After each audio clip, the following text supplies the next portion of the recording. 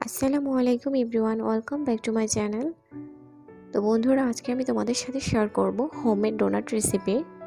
কিভাবে ঘরে থাকা উপকরণ দিয়ে খুব সহজে ডোনাট তৈরি করা যায় তোমাদের সঙ্গে সেটাই শেয়ার করব। তো শুরুতে আমি এখানে একটা মিক্সিং বোল নিয়ে নিয়েছি। আমি এখানে হাফ কাপ লিকুইড মিল্ক নিয়ে নিয়েছি। দুধটা হালকা গরম, একেবারে খুব বেশি গরম না, হালকা কুসুম গরম দুধ নিয়ে নিয়েছি। এখন আমি এতে দিয়ে দেব একটা ডিম, দিয়ে দিলাম বাটার। আমি এখানে 2 টেবিল চামচের মতো বাটার দিয়েছি।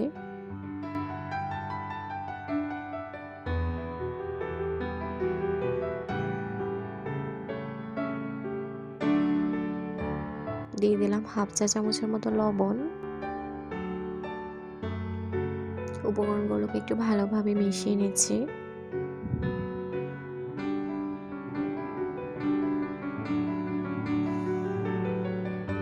এই পর্যায়ে দিয়ে দিলাম 3 টেবিল চামচের মতো চিনি।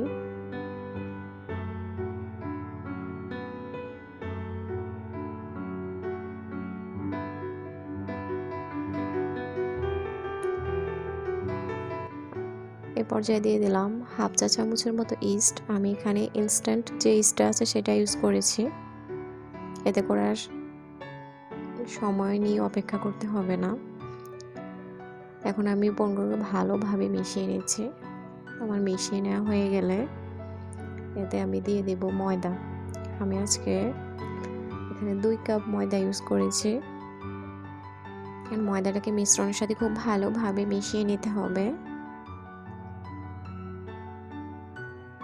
এই পর্যায়ে একটু ভালোভাবে ডোটাকে তৈরি করে নিতে হবে।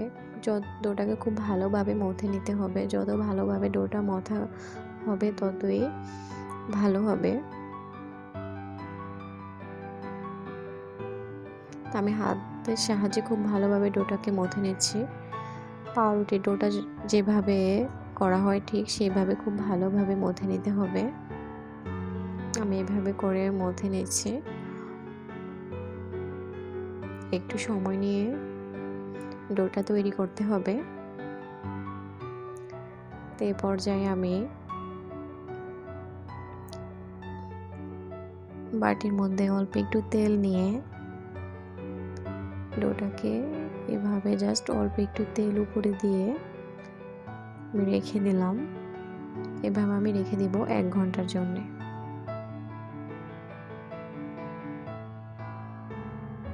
তো ফিরে আসছি 1 ঘন্টা পর। দেখতে পাচ্ছ ডোটা আমার ফুলে একদম ডাবল হয়ে গেছে। এখন আমি ভেতর থেকে একটু হাওয়াটাকে বের করে নেব চেপে চেপে। তো এখন এটাকে আমি ছোট ছোট গোলা তৈরি করে নেব। আমি আজকে বেলবো না, বেলা ছাড়া কিভাবে সহজে তৈরি করা যায় সেটাই তোমাদের সাথে শেয়ার করব। আমি এরকম করে ছোট ছোট গোলা তৈরি করে নেব,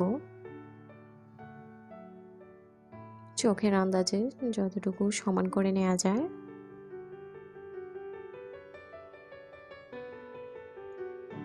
তো আমার সবগুলো গোলা তৈরি করা হয়ে গেছে। এখন আমি এগুলোকে তৈরি করে নেব।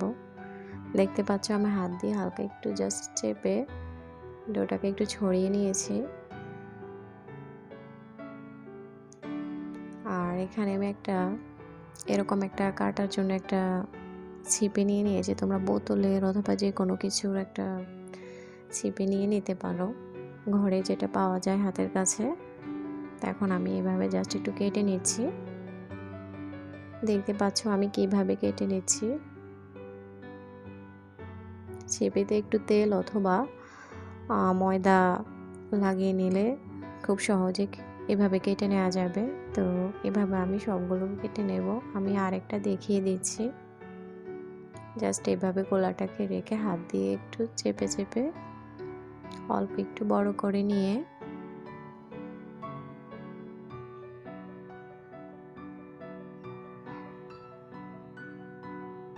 তো আমি সেম ভাবে আবারও কেটে নিচ্ছি।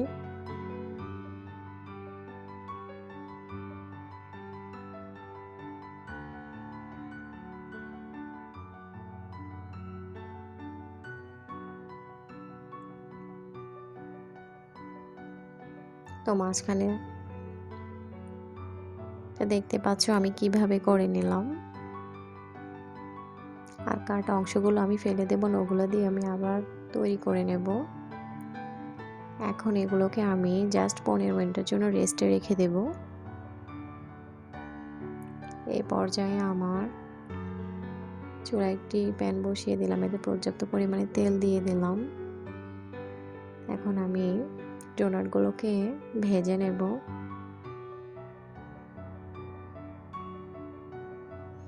ডোনাটগুলোকে অল্প আঁচে ভেজে নিতে হবে, খুব বেশি জোরে জাল দেওয়া যাবে না, এতে করে দেখা যায় এক সাইড খুব বেশি পুড়ে যাবে। লো ফ্লেমে রেখে ডোনাটগুলোকে ভেজে নিতে হবে। তো দেখতে পাচ্ছ ডোনাটগুলো ফুলে উঠেছে কিরকম। এখন আমার এক পাশ ভাজা প্রায় হয়ে গেছে, এখন আমি এগুলোকে একটু উল্টে দেব। তো আমি উল্টে দিচ্ছি, এগুলোকে হালকা বাদামি করে ভেজে নেব।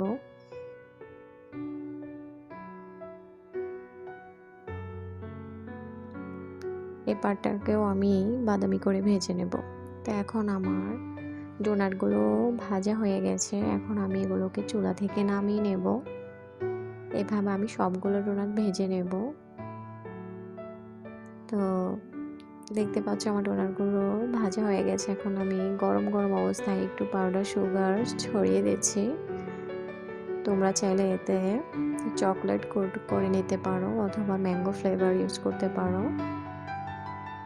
যার যেটা পছন্দ।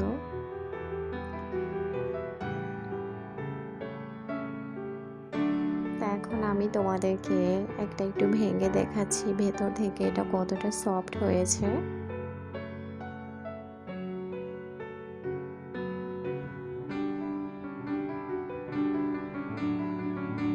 তো দেখতে পাচ্ছ ভেতর থেকে একদমই সফট হয়েছে। এটা তোমরা বাচ্চাদের টিফিনেও দিতে পারো। তো আমার এই রেসিপিটি যদি তোমাদের কাছে ভালো লাগে তাহলে লাইক করো, কমেন্ট করো অ্যান্ড শেয়ার করো। আর যারা এখনও আমার চ্যানেলটিকে সাবস্ক্রাইব করোনি তারা আমার চ্যানেলটিকে সাবস্ক্রাইব করো এবং পাশে থাকা বেল আইকনটিকে প্রেস করে দাও, যেন আমার রেসিপির নতুন নতুন আপডেটগুলো তোমাদের কাছে পৌঁছে যায়। তো আজকের মতো বিদায় নিচ্ছি, আল্লাহ হাফেজ।